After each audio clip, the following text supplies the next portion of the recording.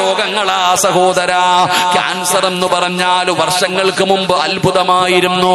ഇന്ന് പനി പോലെയാണ്, ഇന്ന് പനി പോലെയാണ്.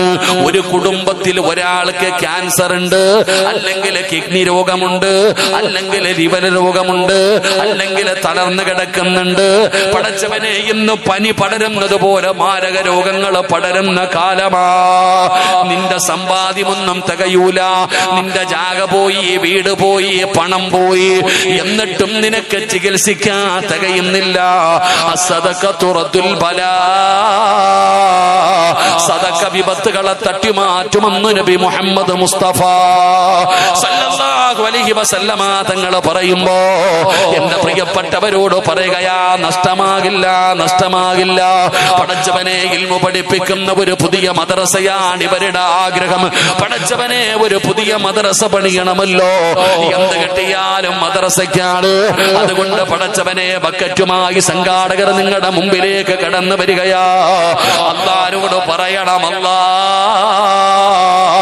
മാരകമായ ഏതെങ്കിലും രോഗത്തിന്റെ അണുക്കൾ എന്റെ ശരീരത്തിലുണ്ടോ, ഈ സദഖയുടെ ബറക്കത്ത് കൊണ്ട് കരിച്ച് കളയണേ അല്ലാ, കരിച്ച് കളയണേ അല്ലാ. ഈ നീയത്തോടെ ഒരു നല്ല സദഖയെടുക്കൂ, ഈ നീയത്തോടെ ഒരു നല്ല സദഖയെടുക്കൂ. മടി കാണിക്കല്ലേ, മടി കാണിക്കല്ലേ, കൊടുക്കാൻ മടിക്കല്ലേ.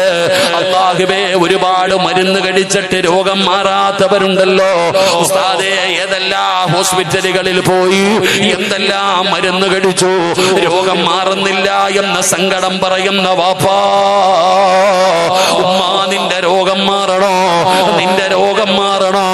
ഒരു മരുന്ന് പറഞ്ഞു തരട്ടെ. മഹാനായ നബി മുഹമ്മദ് മുസ്തഫ സല്ലല്ലാഹു അലൈഹി വസല്ലമ തങ്ങൾ പറയുകയാ, അല്ലാഹുവിന് ചില അടിമകളുണ്ട്, അല്ലാഹുവിന് ചില അടിമകളുണ്ട്. ആ അടിമകൾക്ക് രോഗം വന്നാ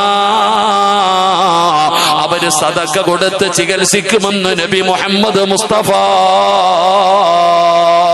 സല്ലല്ലാഹു അലൈഹി വസല്ലമ തങ്ങൾ പറയുകയാ, ക്യാൻസർ മാറണോ, ഏതെല്ലാം മാരകമായ രോഗം മാറണോ, അല്ലാഹു തന്നതിൽ നിന്നൊരു 10 രൂപയെങ്കിലും ആ ബക്കറ്റിന്റെ അകത്തിടാ തയ്യാറാകൂ.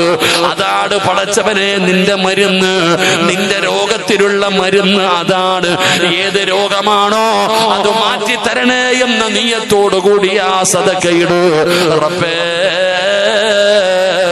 സ്വീകരിക്കണേ അല്ലാ, സ്വീകരിക്കണേ അല്ലാ.